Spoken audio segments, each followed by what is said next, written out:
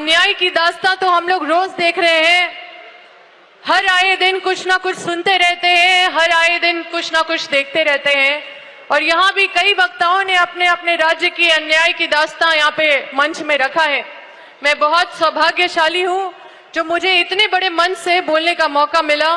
मैं अपने लीडरशिप को, हमारे यूथ आइकन, हमारे लीडर श्री राहुल गांधी जी, हमारे कांग्रेस प्रेसिडेंट मल्लिकार्जुन खड़गे जी जो अभी नहीं है, और हमारे मंच में उपस्थित केसी वेणुगोपाल जी और तमाम लीडर जिनको हम लोग फॉलो करते हैं, जो हमारे अभिभावक के मंच में विराजमान हैं, आप सभी को तहे दिल से आभार व्यक्त करते हैं।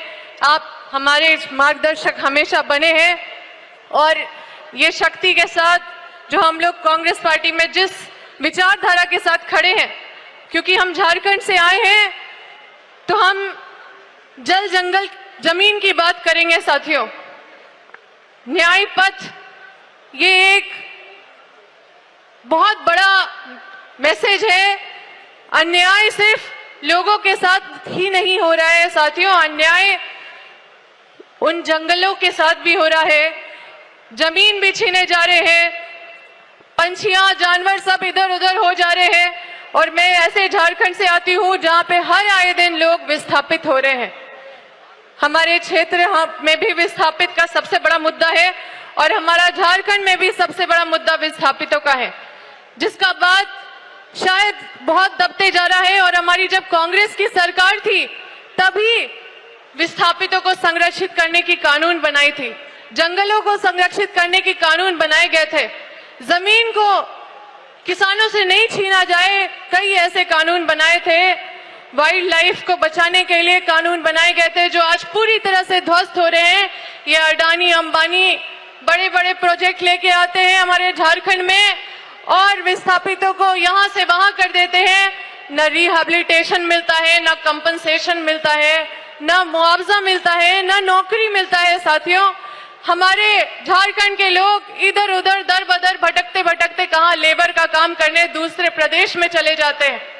साथियों, अगर हमारे राज्य के बच्चे अगर इसरो में काम करने के लिए बाहर जाएं, अगर पायलट बनने के लिए बाहर जाए तो समझ में आता है, लेकिन अगर अपने परिवार को छोड़ के 5-10 हजार की नौकरी करने के लिए बाहर जाएं तो उससे दुर्भाग्य कोई भी बात नहीं होगी।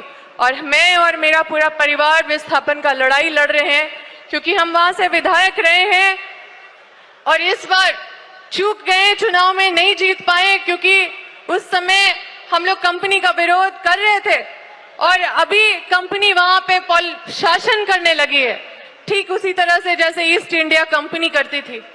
तो साथियों, अन्याय का पैमाना इतना बड़ा है कि हम सबको अपने लीडरशिप के बातों को गंभीरता देने का जरूरत है।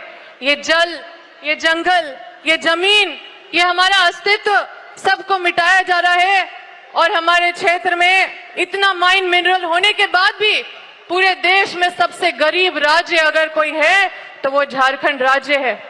पूरी तरह से अन्याय का प्रकाष्ठा हम लोग देख रहे हैं साथियों। क्योंकि मंच में मौका मिला बोलने का तो हम सोचे कि अपने झारखंड की भी स्थिति बताएं ताकि आप लोग इस बड़े पैमाने में जो हम लोग न्याय पथ में निकले हैं उसको और मजबूत बनाने के लिए संकल्पित रहें। हम तहे दिल से धन्यवाद देते हैं अपने नेता राहुल गांधी जी का, जिन्होंने हम सबको इतना विजन दिया है और सशक्त सोच दिया है।